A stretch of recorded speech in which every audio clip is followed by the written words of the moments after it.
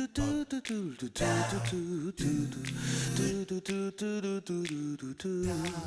everyone, I'm Captain Logan. And I'm Eric. And today we're going to tell you how we felt about Ghost in the Shell, a live-action remake of the 1995 anime film, and I feel pretty confident calling this a remake regardless of some massive changes in the story and plot, even some characterization. I'm going to guess it's not pulling from... I've not seen Standalone Complex. I'm guessing it's not pulling from there. It's not pulling from... Yeah, so if it is, if there are elements of that stuff, I just don't know. The only thing I'm familiar with is the original Ghost in the Shell from, again, 95, and I've seen that one time and 2 days ago. So take that with a grain of salt, but of course, all kinds of, at least visually, scenes that I recognized. Every memorable scene from Ghost in the Shell is put almost shot for shot in this movie. Yeah, sometimes even in different context. Yeah, the context is almost always completely different. Yeah. But we have those scenes.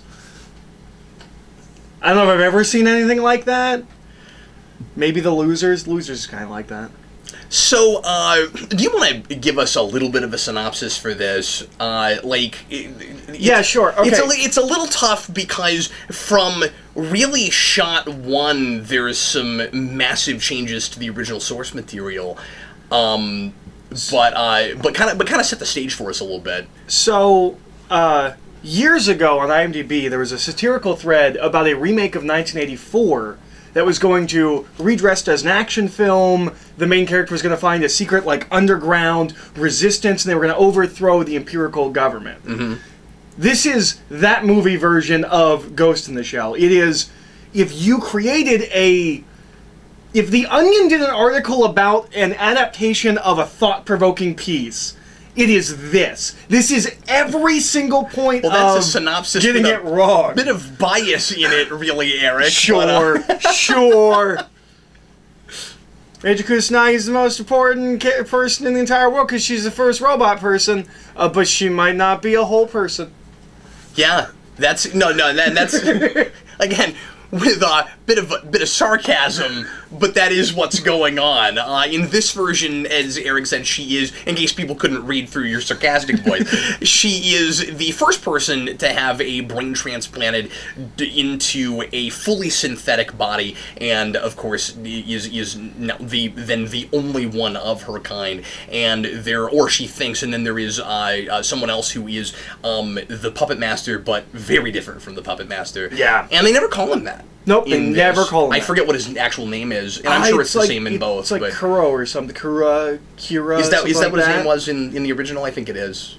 No, because do they just does he not? He doesn't actually have a name. Yeah. Okay.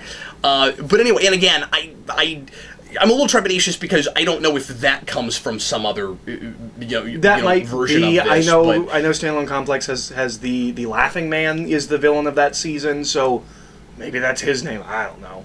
I haven't seen Standalone Complex, so maybe it comes from something. But he's going around killing the people who were involved in creating him in the form he's in now, and she has to go after him, and then discovers that they have not been upfront with her about her background and what she was. And I really kind of see this as the Born Identity version.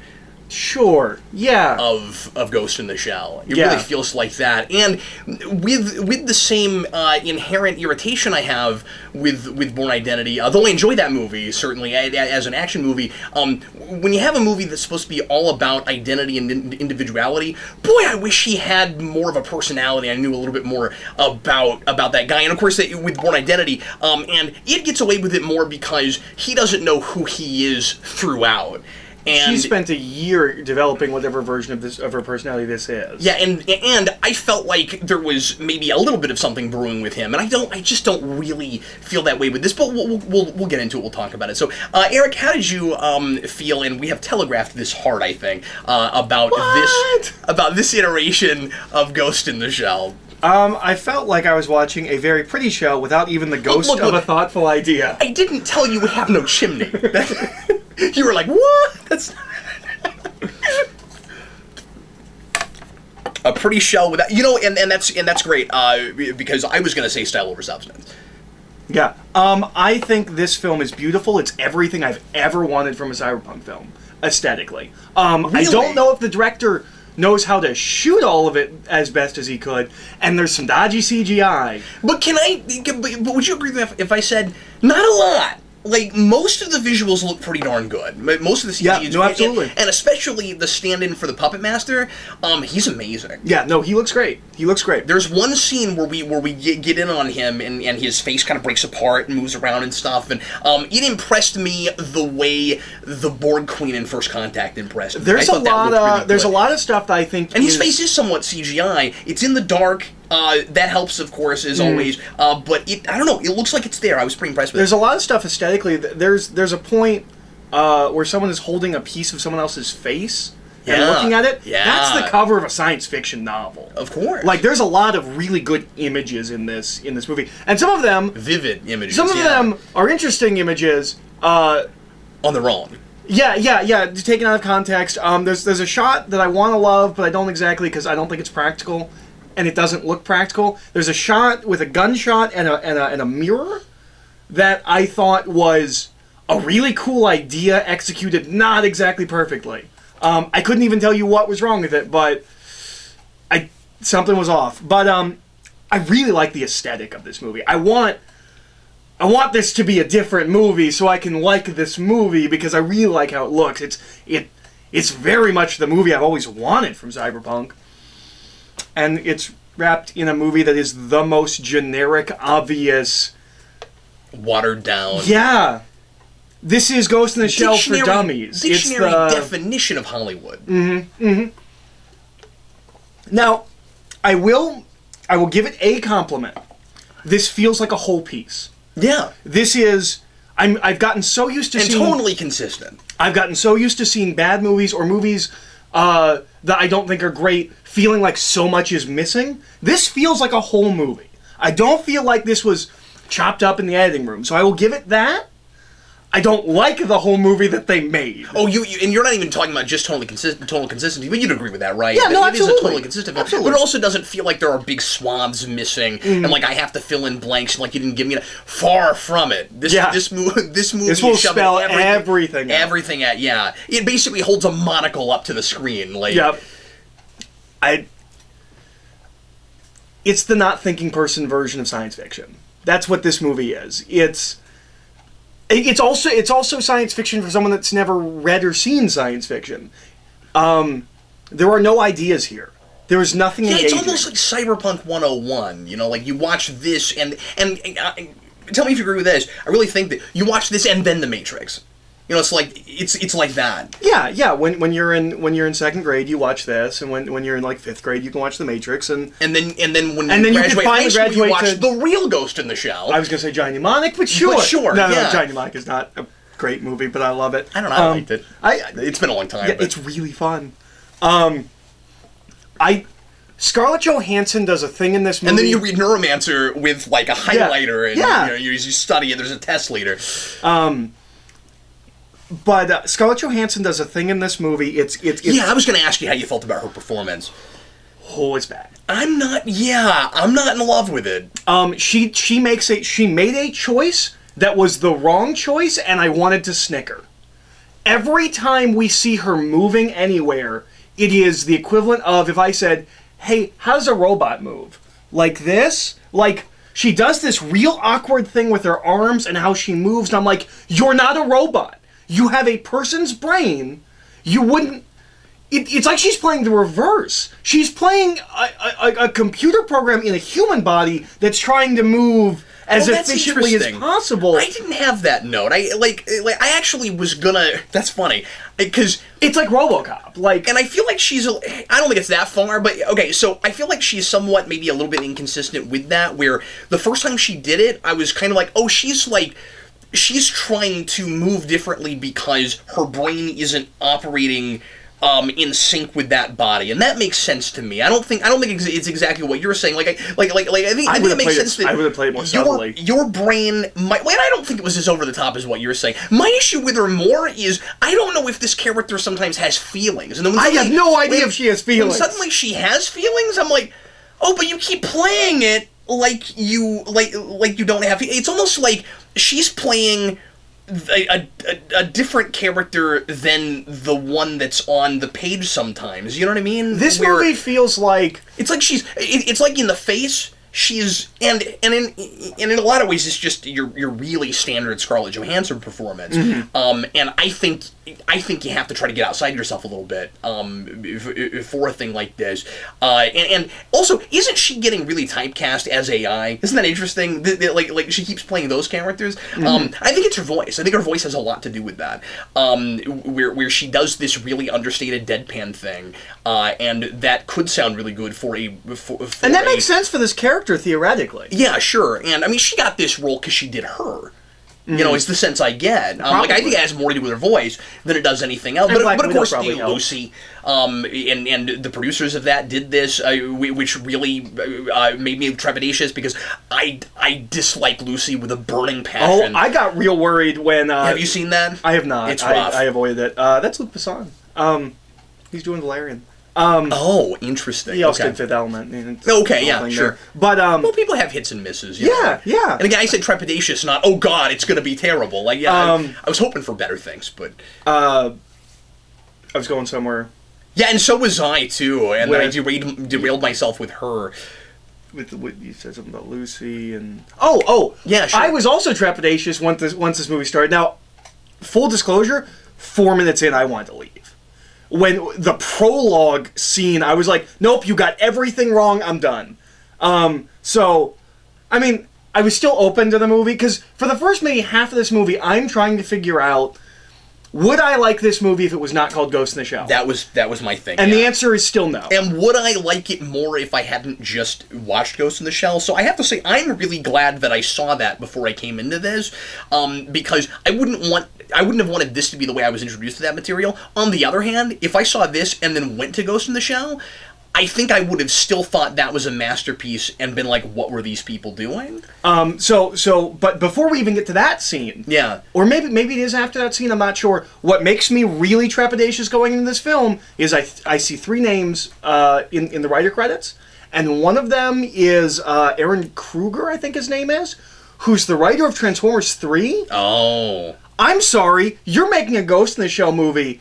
At any stage in the script, if the writer of a Transformers movie worked on it, you're doing it wrong. May I say the name that worried me? Because I'm sure it's on your list. Avi Arad. Yes, I saw that too! Oh, man. I saw that too! Well, and did you see Arad Productions before Avi Arad? I was like, Is that the Arad? Yes, it is! Not feeling it. I'll go ahead and flip my sign. I was going somewhere when I was talking about Scarlett Johansson. Oh, real quick, I remember what it was. So I said that she is maybe kind of playing a different character sometimes than what's on the page. What I mean by that is, it feels like she's looking at an anime and trying to, in the face, kind of do the performance she saw in that, because and I don't know. I don't know if she went back and looked at that. I don't know. I mean, this movie feels like everyone involved in the production watched that movie on mute.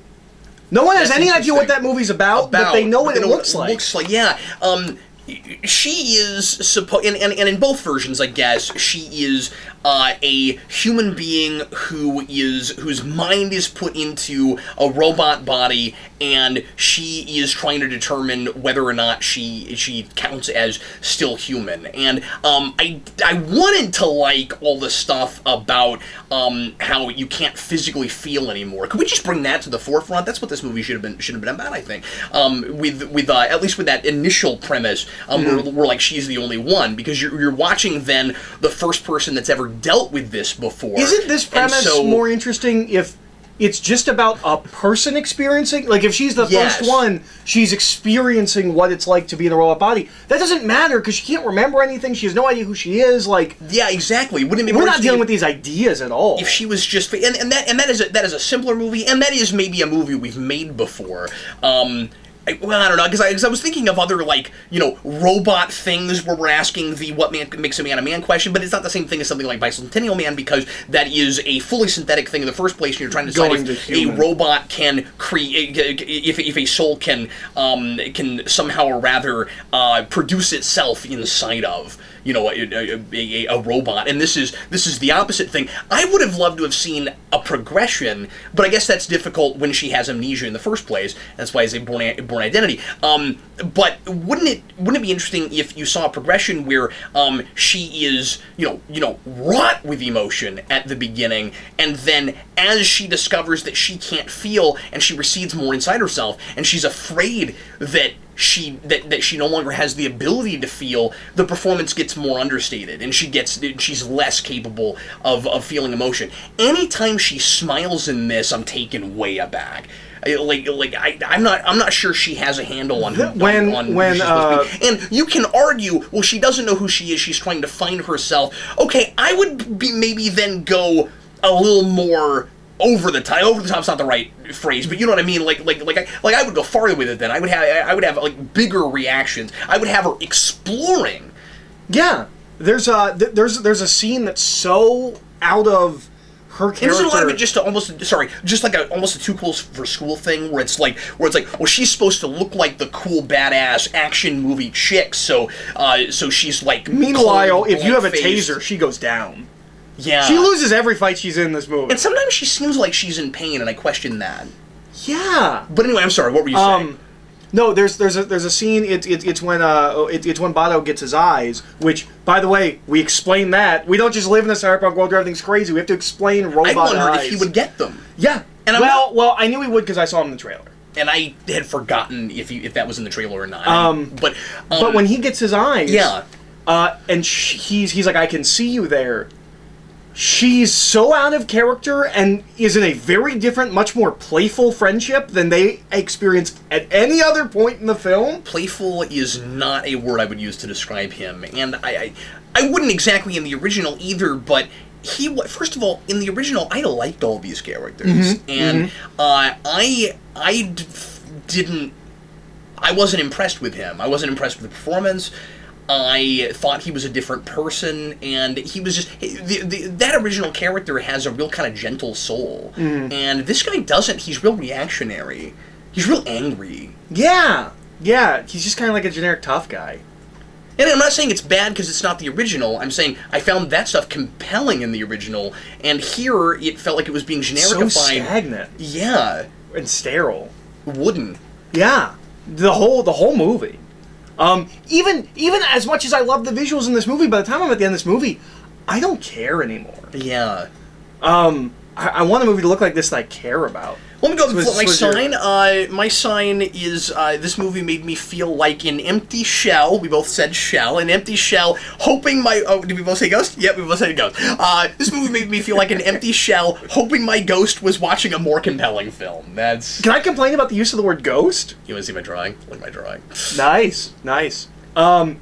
In the original, ghost is just the term that we've come up with, and that was in the first 3 or 4 minutes, and I was shaking my head pretty hard. And we keep using it, different people keep saying it, not connected to each other. Like, it is not the universal term. It's like what do we call it? Ghost?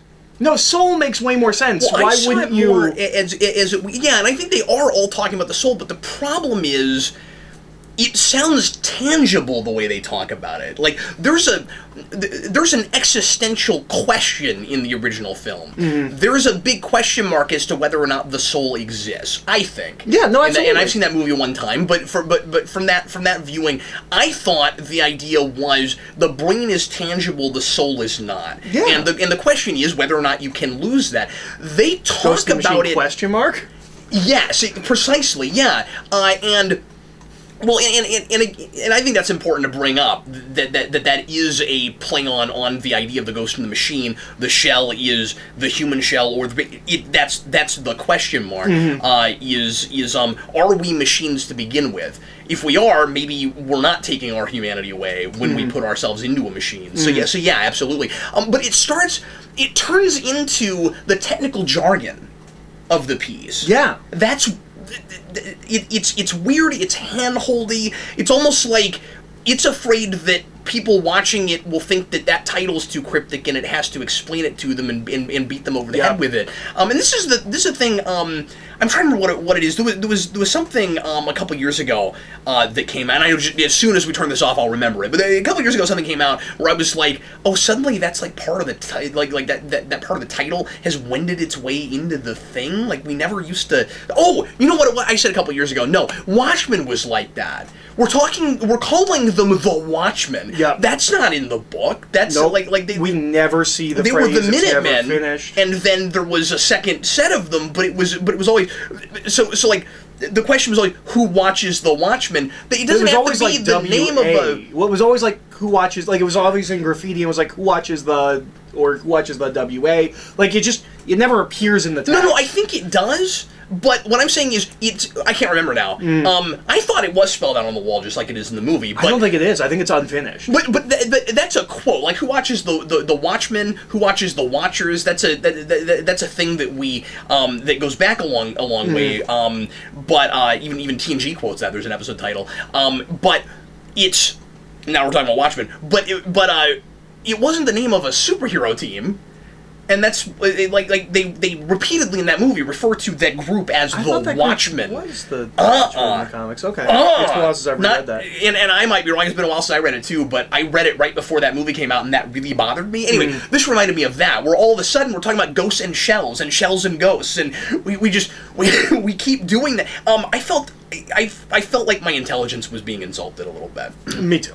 Especially by the time we get to the end and we act like anything we're saying is interesting or thought-provoking. That's my big complaint. I want to talk about some things I liked, though. Okay. I did, once again, really like the actor who played the villain. And oh, really? Yeah, I thought he was quite good. One thing I was I like the boss. And as I said, oh well, I'm sorry. When I say the villain, I mean the puppet master guy. Oh, okay, okay.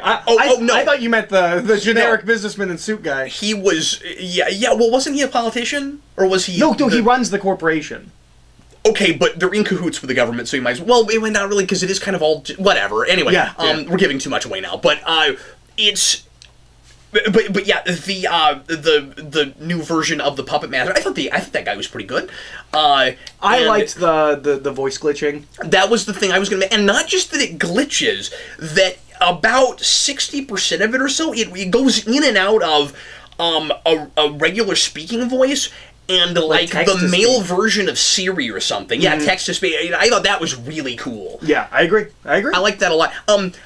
I'm with you on the aesthetic. Okay, I was doing positives. Let me say this real fast. I am with you on the aesthetic for the most part. I really like the big looming holographic figures. I thought that was really neat. And I haven't seen Blade Runner in a long time, so I kept thinking that maybe too much of this was ripped from that, and I shouldn't be impressed with it. I wasn't sure. Blade Runner has big faces on screens. Yeah, it's a similar idea taken to an even more futuristic extent. One of the things that stuck with me and impressed me a lot about the original Ghost in the Shell is how not too overly futuristic it felt, where it felt like a somewhat natural extrapolation of where we are and where we're going technologically. I think this tries to be a little bit too futuristic. I don't like, for instance, here's, and this will sound nitpicky, but this is an example of a bigger issue I have. I don't like that instead of photographs, we're carrying around holographic photographs and things like that I thought was a little bit silly. It doesn't even look like a real person's face. There's not even real contours and stuff. How is that better than a real photograph that looks like the person you're showing it to? It's so much. That scene is awful. I mean, that scene is probably. And I felt nothing. That scene is probably not the worst thing ever, but if and that's you've what I seen the original, it feels like it's the worst. I almost wrote "felt nothing," you know, and that's a problem because I felt a lot watching the original. It's just not thought-provoking. But anyway, I was talking about positive things. Yeah. There is, and I don't want to give away what she is or what the context is, there is an elderly woman who is introduced in the third act who I thought was phenomenal. I was really impressed with her performance. I can't comment. I was too busy being like, this is what we're doing with our movie? That's fair. I thought she came in and gave a really good performance, and it was too good for this movie. And that was kind of my thing.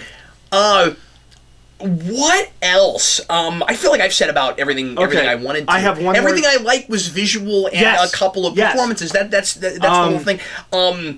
I like to beat Takeshi as the boss. He has the hair that feels really anime. I wish we had more of that. Yes, he's good too.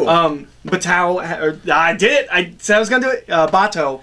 It's written and it's like it's supposed to be Batao, and so I have a tendency to pronounce it like Bato. He also has a really cool look. Like, I like him aesthetically a lot. I think some of the characters look almost like cartoon characters or like really out there science fiction. Oh, the apartment complexes straight out of that movie. Yeah, I was really impressed with that. That was one thing I thought when I was watching that. How do you extrapolate that to live action? It looks really good. Yeah. But I have one more thing I want to talk about. Yeah. Which is the nudity. Or the lack of nudity. I was going to bring that up too. Yeah, go ahead. So, this movie makes it so apparent that it's only not nude for, like, censorship and the opposite of artistic reasons. But that's most of the choices made story-wise. Yep.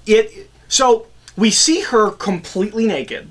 And it's there's like a lot of lines and contours and things like that. Okay, so it's a robot body that doesn't really look human, but it's kind of assembling a human shape. Except for anytime we're not doing that, anytime she has clothes on, and she wears like a wife beater a lot. She just has her normal body. There's no lines, there's no contours. Which confused me. I wondered if I was actually seeing her nude robot body. And again, when we say nude, we mean it's not anatomically correct. Mm-hmm. So the things that you can't show in PG-13 conveniently do not exist on her body, which I feel like you could play with. I think you could do something with that. I think that's fine as long as it's aesthetically. But I mean, I want that to be part of the story. I think I think that could be sad for her. Mm-hmm. You know, I love Barbie doll. Run with that and do something with it. Oh, I can't have intimate relationships. I don't look good in the bathing suit. Like, there are things you could do with that. Mm-hmm. But again, she doesn't know who she was. And you'd also have to be aesthetically consistent with that, because when she doesn't have clothes on,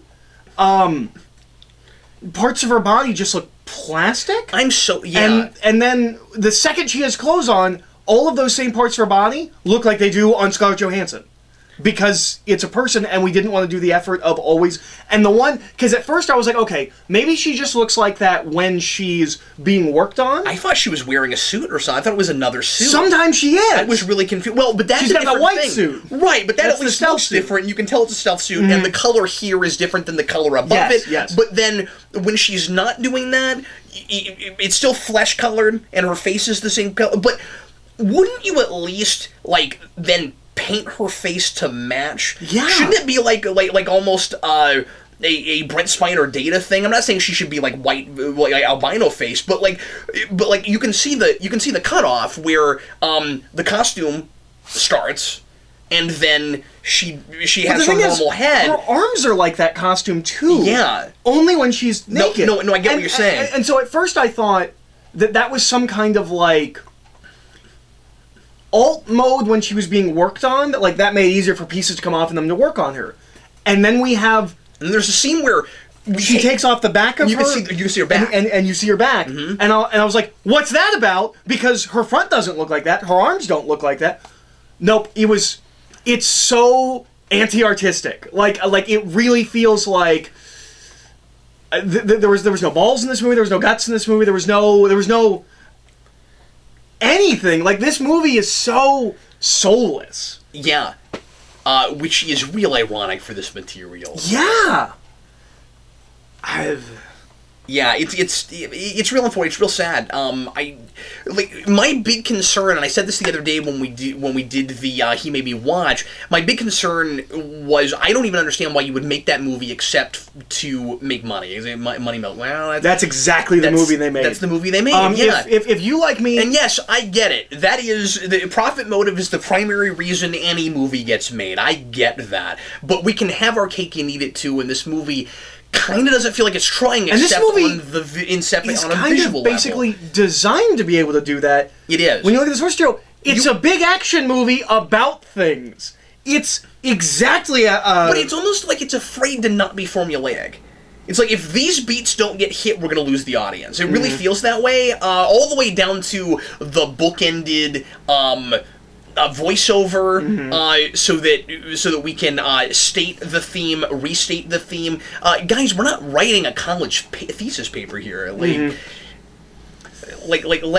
me. Can you imagine trying to write an analysis of this version of this material? Like, you can't. It's analysis proof because it's practically because it tells you everything you're supposed to think. I can't glean anything. I can't draw my own conclusions. Well, I'm unqualified to talk about the original because it's so sophisticated and way above my level. I could talk about this one. Yeah, absolutely. I could talk about this on this level. But if you started I could do a review. You could do a rewind on this. No, I couldn't. Because anything... No, I couldn't, because my point is... it's way worse than that, because anything I say... Anybody that's seen the movie is going to go, well, yeah, of course, and what about that? I can't draw any conclusions. It's telling me everything I'm... It has a real stated moral of the story thing at the end. I'm not giving anything away. It's right at the very beginning. It's Rachel Dawes. It's what you do that defines you. Okay, let me read that from the material. And yeah, I get that Batman Begins also spelled that whole thing out, but it's a character arc he's going through, and it's him a lesson, reaffirming a thing he's gone through as opposed to telling the audience as much. And is that spelling that out? Did we have to have? No, not necessarily. People make fun of that. I understand that. It's his version of with great power, certainly. But with this, it's shoving it in your face because it thinks you're too stupid to pick that up yourself, and so it's afraid that Ghost in the Shell is too deep to not spell out. But they didn't make Ghost in the Shell. No, they made a completely different movie. This movie almost... the movie they made can call itself Ghost in the Shell because so many scenes are lifted directly from the original piece. On the page, superficially, this could be it's a Ghost in a Shell movie, right? This doesn't have to be called Ghost in the Shell. On the page, the script for this movie could have been... Metal Girl or something. I was going to say Tank Girl, but that exists. If this wasn't based on anything else, or I didn't know about Ghost in the Shell, I would think it was a watered-down version of The Matrix. I mean, not version, because it's not the same thing. It's not the same questioning of reality and stuff, but it would feel like it was highly, highly derivative of that material. And you have to be really careful about that, because that was super popular just a few years after this. Now we go back 20 years later and make a live-action version of that. The first thing you should be thinking is make sure that it stands on its own and that you're not thinking about all these other things except for maybe a little bit of influence, you know what I mean? You notice, though, that it gets away from green hard. Yeah, there's no green in this. You're right. I didn't think about that, but you're right. A little bit of binary, but that's about it. Yeah. Did I do this? I think I probably did this. Okay, I couldn't tell. It's a good thing we've got these signs. Yeah, absolutely. Anyway, anything else we need to bring up? That's how we felt about it. I know we were rough on this one, but I was not impressed. And usually when we go to the theater, we try not to talk about anything before we get back here and do this. We just gave each other a look, and we both knew, and I was like, did we see the same movie? And you're like, yeah, I think we saw the same movie. Yep. Absolutely. Well, folks, if you saw the movie, let us know what you thought in the comments. And thanks a lot for watching. We sure appreciate it. I am Captain Logan. And I'm Eric. And we'll see you again next time.